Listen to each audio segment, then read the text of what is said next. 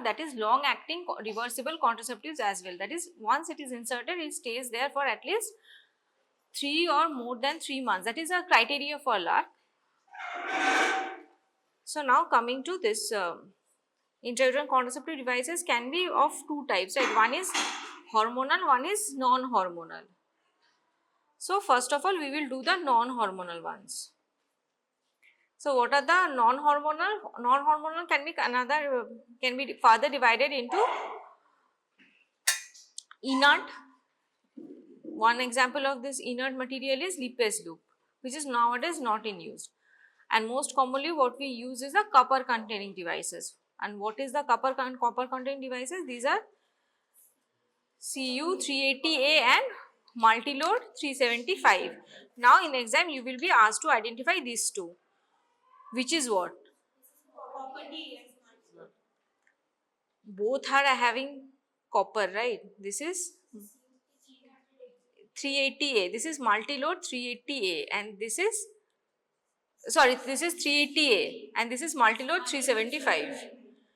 So what is the, if you ask us how to describe this, this is what is the distinguishing point between these two? See, this two is a T-shaped. It has got two arms and in these two arms the copper coil, this copper coil is wrapped around, and around the stem also the copper coil is wrapped around.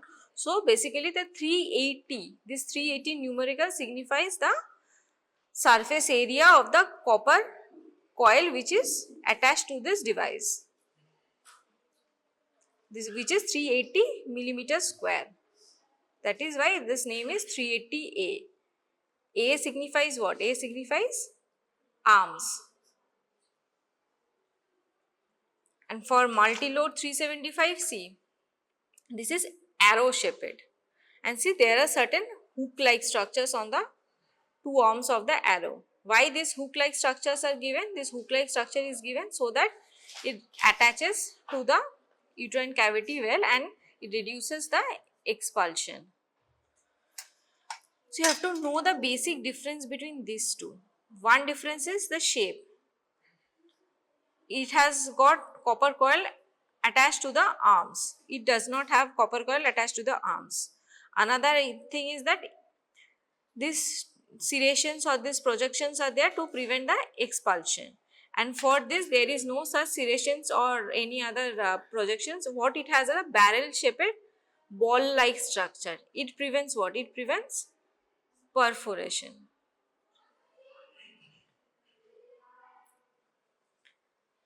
So now coming to the mechanism of action, how it acts as a contraceptive device, right? So what do you think, why it acts as a contraceptive device? What is the main mode of action? Last time what we learned, OCPs act by preventing ovulation, that it causes anovulation, but copper containing devices causes what? Exactly, it what we say is the main mechanism of action is induces, it's a C. This is a foreign body, right? We are introducing a foreign body inside the uterine cavity in a sterile manner. So it causes what? Any foreign body causes what? Inflammatory reaction. So similarly, this copper T, when it is inserted into the uterine cavity, it will cause what? It will cause sterile inflammatory reaction, as a result of which it will cause what? Failure of implantation. Since its main mechanism of action is failure of implantation, that is why even after 4 days, that is even after the ovulation has occurred, the fertilization has occurred, then also it can act as a contraceptive device, then also it can act as an emergency contraception. Because of its mechanism of action is, main mechanism of action is what? Prevention of implantation by creating a hostile environment which is creating a sterile inflammatory reaction. Other mechanism of actions are, it acts as a spermicidal agent as well, decreases the sperm motility. Then it is said that it prevents the fertilization, but it never causes anovulation. So what is its primary mode of action?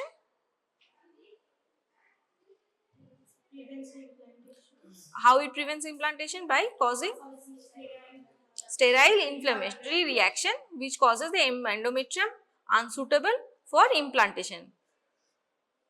And prevents a it acts as a spermicidal agent, decreases sperm motility, as well as it prevents fertilization. But it never causes anovulation.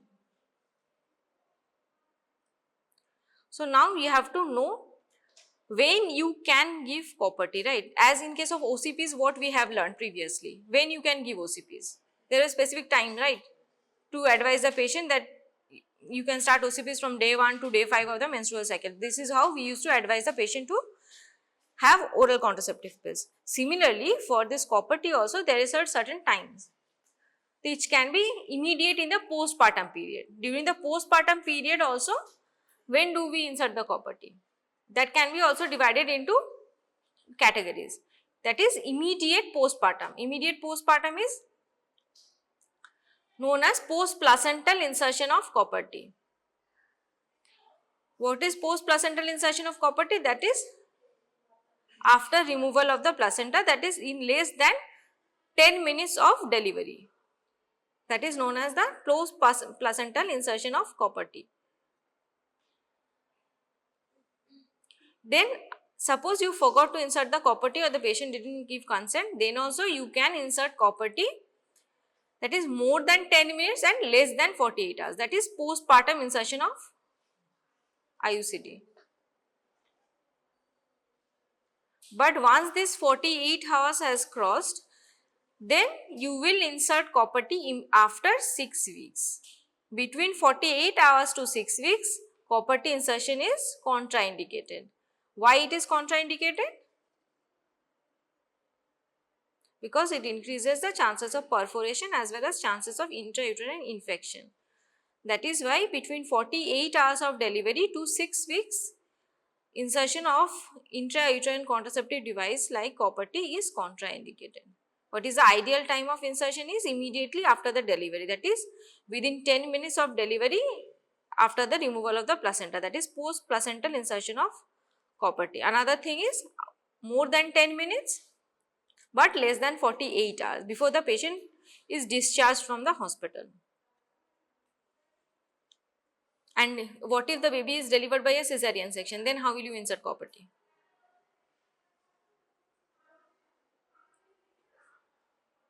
Immediately same in the same procedure, right? During the operation, when you have opened the abdomen, when you have delivered the baby, the placenta and the membranes has been delivered, you insert the copper T and then repair the uterus. No, 48 hours to 6 weeks because see, during this 48 hours to 6 weeks, there is increased chance of what? Increased chance of expulsion as well as increased chances of infection.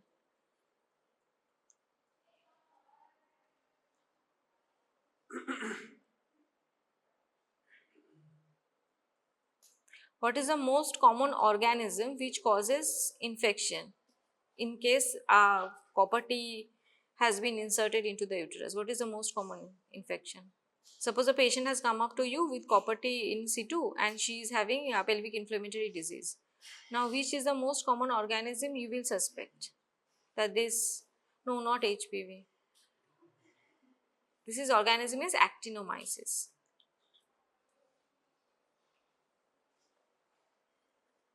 And what is the treatment?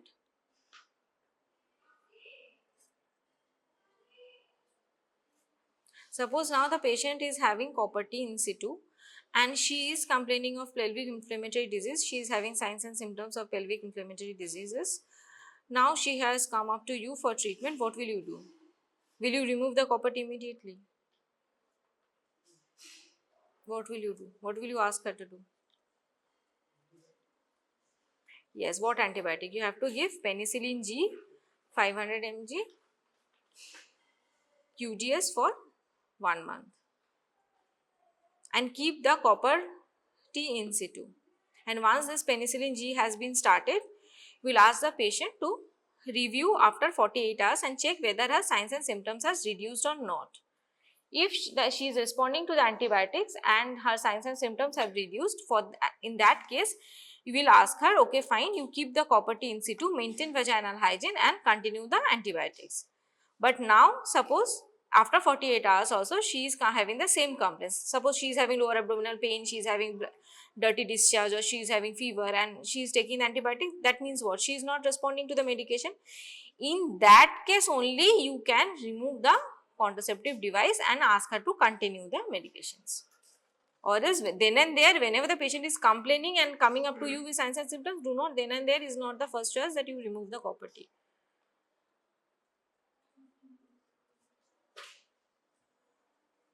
And another method of insertion, this was a case for postpartum, right? Whatever we have discussed, that is postpartum, that is post-placental and move 10 minutes to 48 hours. What if the patient has come to you for normal copper T insertion, like she wants it for a long-term contraceptive method, that is known as interval IUCD insertion. This was postpartum intrauterine contraceptive device insertion, that is PPIUCD program. Now what we are discussing is interval intrauterine contraceptive device insertion.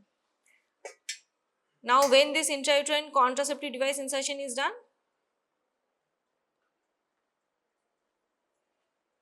if she is less than 10 days from her menstruation, then you can insert copper containing devices or intrauterine contraceptive devices then and there.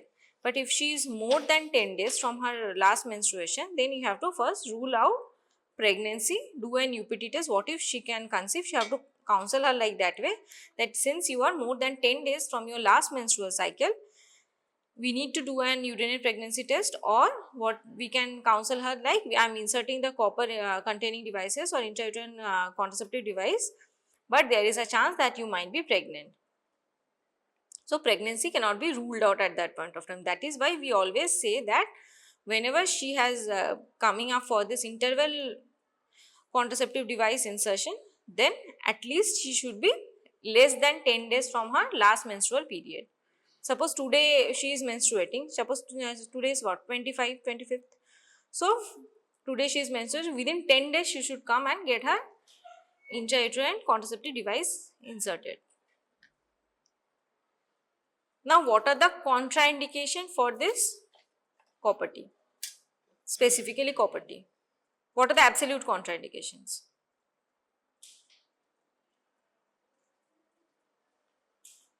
One is undiagnosed vaginal bleeding. If she is having some vaginal bleeding and the cause for this vaginal bleeding has not been diagnosed, you can't rule out what is there. That might be a case of ectopic pregnancy. That's why she is bleeding vaginally. She might be pregnant. There may be any cause, right? We don't know what is the cause of her vaginal bleeding. In that case, we do not insert copper T, right?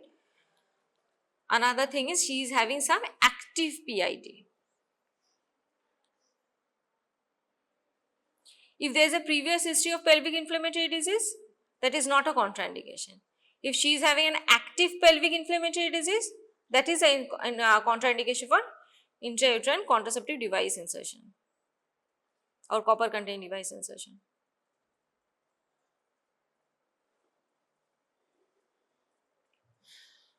Suppose she is having some mass, or she is having some tumor, or she is having some cervical pathology, some malignancy of the endometrium or the cervix or the vagina or the vulva, then you cannot insert this thing, intrauterine contraceptive device or copper containing devices. Then also it is an absolute contraindication for copper T. If she is having active sexually transmitted diseases, if she was a previous history of, suppose she had previous history of HIV, active sexually transmitted disease, now she is having some active ongoing, suppose she is having some HIV infection or some herpes infection over her genitalia, there's some painful blisters over there, will you be able to insert this intrauterine contraceptive device? No, because she will be in pain. So active disease is our absolute contraindication, but previous history is not an absolute contraindication. Suppose she had a previous history of genital TB. Previous history is not an absolute contraindication, but what if she is having an active genital TB infection now? Then it is an absolute contraindication for intrauterine contraceptive device insertion. And another specifically for this copper containing device, another is if the patient has having any known allergy to the copper ion, or she is a patient of what? She is a patient of Wilson's disease. In that case, we say it is an absolute contraindication for copper T insertion. Now, in both the devices, what we saw is this. These threads. What is the utility of these threads? Easily removal. For easy removal. Suppose now the patient has come up to you and says that I cannot feel my threads. Now what will you do?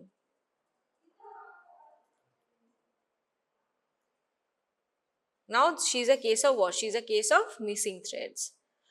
So what are the scenarios in where if she cannot feel the threads? The threads might be coiled up like this. This should be freely hanging like this, and she could have easily felt the threads per vagina. But what happens? Sometimes the thread has coiled up like this. So she is not able to feel the thread. Now what will you do? Or another scenario might be there that this copper T has been expelled spontaneously. She doesn't even know that at some point of time this copper T has been expelled, and she is not aware of her current scenario. That is, she is at risk of getting pregnant. Another scenario might be there that the copper T has perforated the uterine cavity and it is now in the abdominal cavity. That can also be a scenario. So, 3 possible scenarios are there in case a patient complains of missing threads. One is the thread might be coiled, right? Or it has been cut so short that she is not able to find the thread. Another scenario is that copper T has been completely expelled without her knowledge.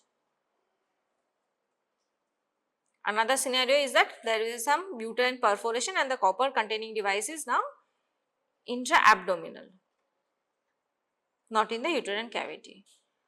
See, for the first scenario that the threads are maybe coiled but the copper containing devices is still inside the uterine cavity. For any of this scenario, you first have to ensure that where is this device, where it is. So, initial investigation is always on get an lower abdominal pelvis X-ray done. Why in X-ray it will? Because both devices are contain some radio opaque material. So whenever you do an USG, you now know this thing is inside the uterine cavity or not. So now if we see that this copper T is inside the uterine cavity and these threads are just coiled up, fine, then it's, or else you will come to know that it is not there, then it has been expelled. You can get an X-ray done or can go for an USG also. In USG also you can very well find whether it is an intrauterine or extrauterine. So suppose it has been expelled out, then you have to counsel her that way that there is a chance of getting pregnant. You have to use some alternative method of contraception, or the device is in situ, only the threads are coiled up, nothing to worry. But now suppose you find it out, okay fine, this device is now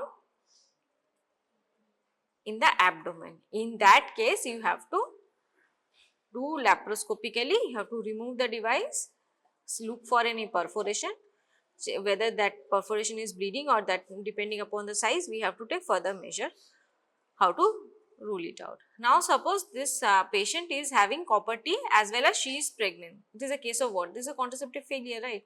So that might be as she had underwent her delayed insertion of copper T. She was beyond more than 10 weeks of her menses. She had already had intercourse.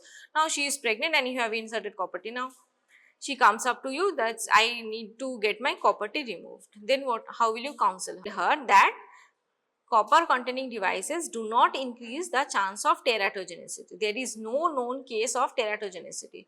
So even if the copper containing device is in situ and the pregnancy is intrauterine pregnancy, then if she does not want to get it removed, she can very well continue the pregnancy. Only risk is that there might be a chance of increased risk of what? Increased risk of PROM, that is premature rupture of membrane. Chances of infections are there. The chances of PROM, chances of preterm birth or chance of intrauterine infections might be higher. But if she wants to get it removed, then she must also be counseled that while removing the copper T, there might be a chance of missed abortion as well. Since the implantation has already occurred and now if you try to pull it out, might be the gestational sac which has implanted might get disturbed. So there is a very less chance, but yes, there is some chance that you might land up in abortion as well. So weighing both the risks, like there is a chance of abortion, or if she continues the pregnancy, there is no teratogenicity, but there is some slight chances of infection, PROM or preterm birth, whatever she chooses, she can take it. You can very well, if she says, okay fine, I do not want the copper containing device to be removed, then fine, she can very well continue the pregnancy and get her tested regularly, and this is how we, even if the copper containing device is in situ, she can very well continue her pregnancy.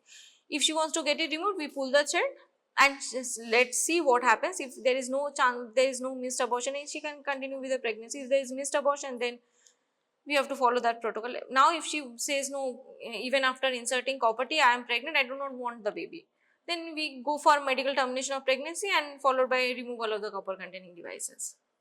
This is how we proceed.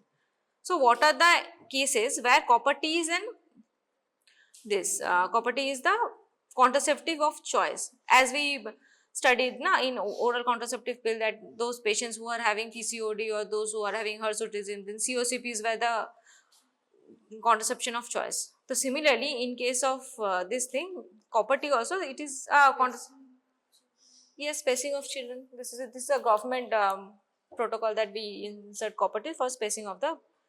Another thing is,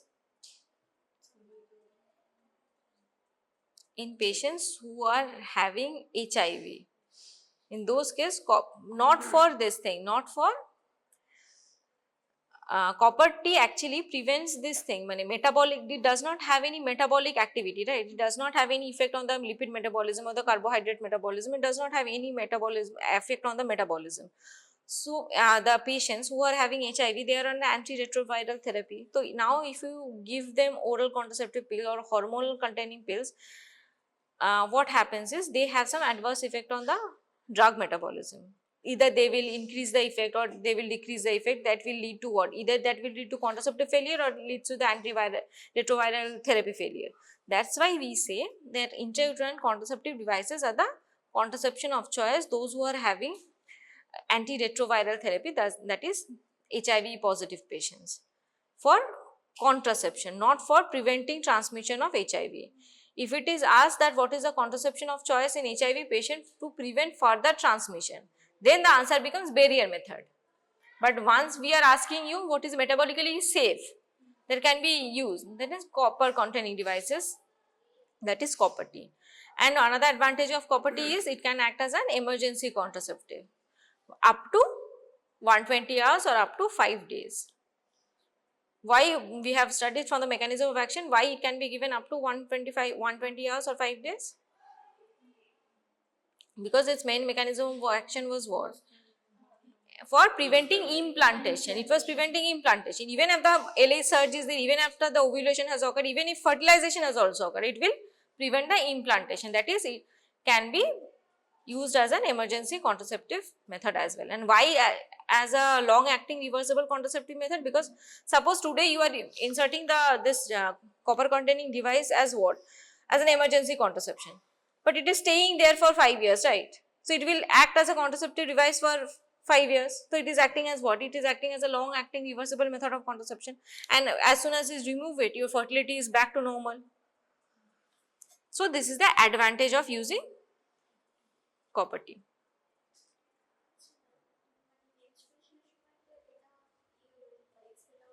Nah, হবে না। Expel হওয়ার জন্য, like for this copper containing device to expel, you need what? You need vigorous uterine contractions. Then only it can get expelled. That is why we say from 48 hours to 6 weeks, we do not give copper containing device. Why? Because during that period of time, the mother is breastfeeding the child. When the mother is breastfeeding the child, some amount of oxytocin is still released during the entire process. Some amount of oxytocin is still acting on the uterus for the involution of the uterus. What we say is a complete involution of the uterus. And during that point of time, uterus is slowly contracting in size, and how it is contracting? It is slowly getting smaller. There will be some amount of uterine activity going on. In that point of time, there is high chances of expulsion. But during the menstruation, what happens? There is a normal shedding of the endometrium. Are we fixing it with the endometrium? No, we are not doing that. So that is why it does not get expelled during menstruation. The threads might get, it might coming out, the thread might be felt outside the os, but this device won't be expelled out of the uterine cavity. It needs vigorous uterine contraction to expel out this device, not menstrual blood flow cannot expel this thing. That is why during menstruation it does not get expelled.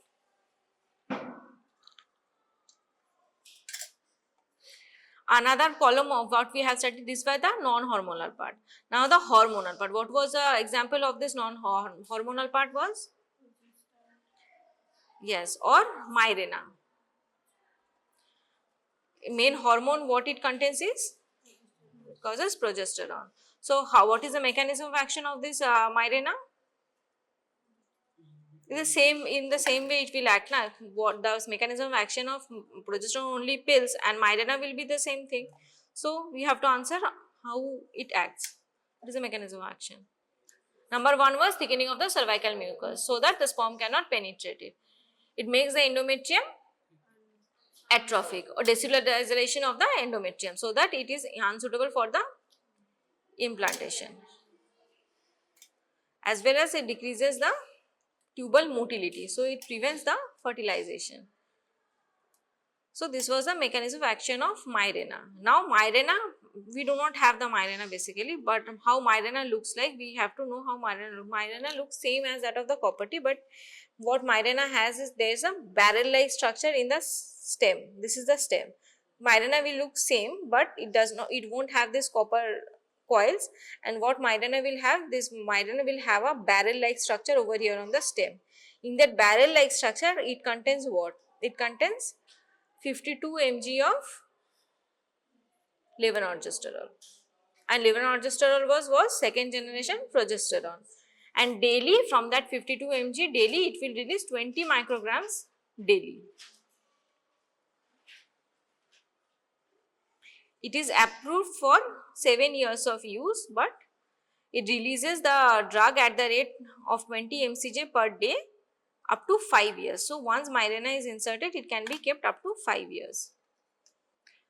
So since this Mirena has progesterone, that is a hormonal contraception, then it might be having some non-contraceptive benefit part as well. So we have to know about what are the non-contraceptive benefit part of this Mirena. So what are the non-contraceptive benefit part of this Mirena?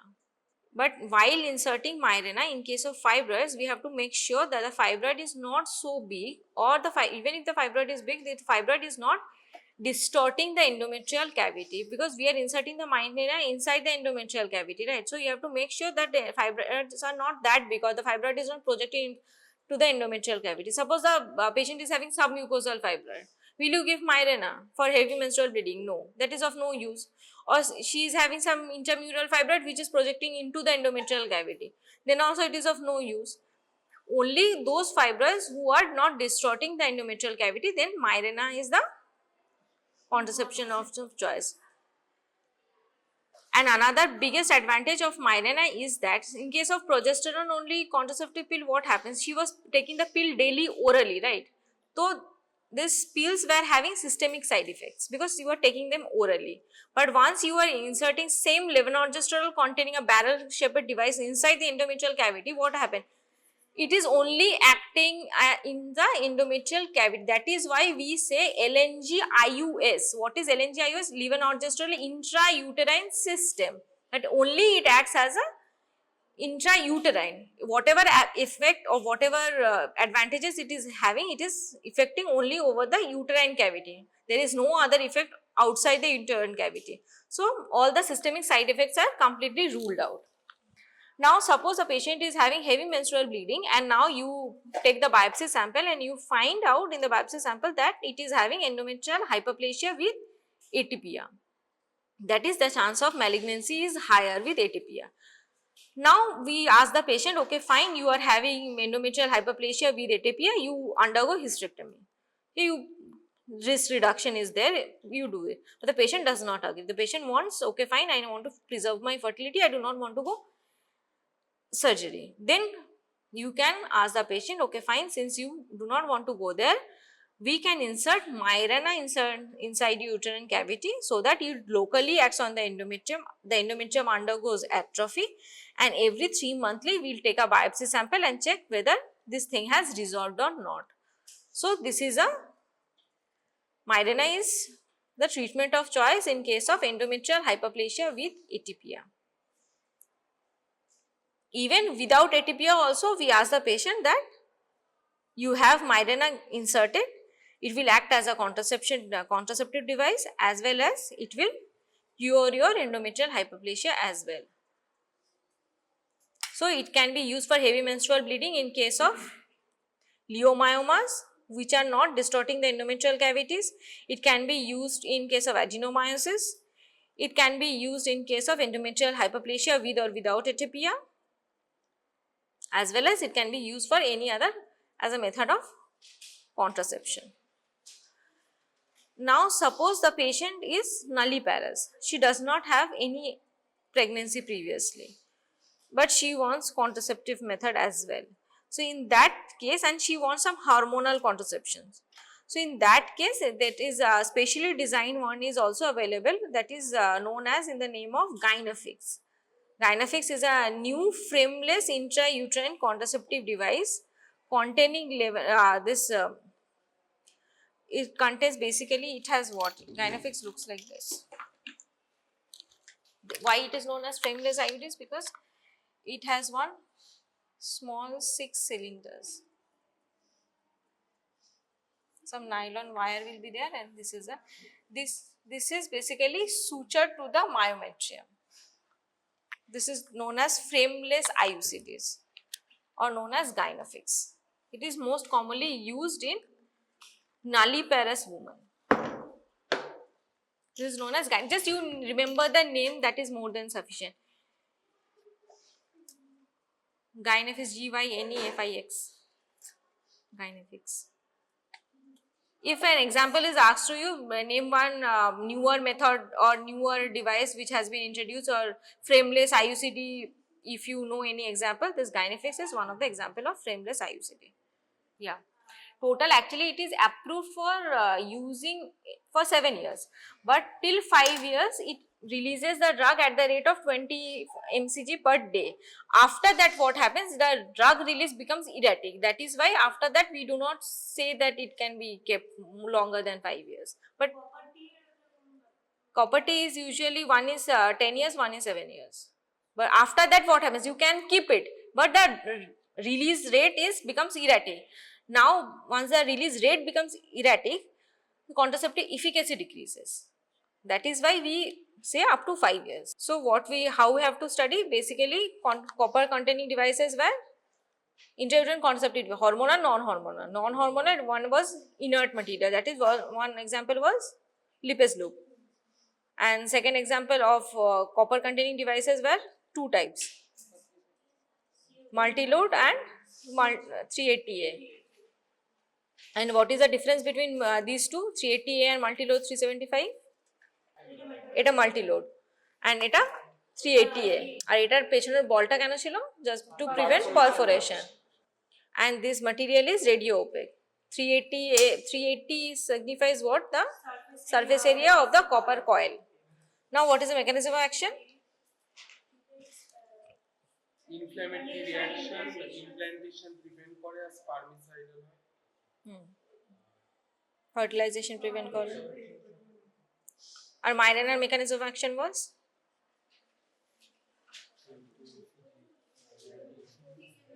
Thickening of the cervical mucus. So basically, when you are revising the topic or studying the topic, you have to know the mechanism of action, what are the indication, what are the contraindication, where it is the contraception of choice, what are the infection, and learn about the missing threads. These are the broad headings how you have to study about this intrauterine contraceptive devices, and timing of insertion of intrauterine contraceptive devices are very important.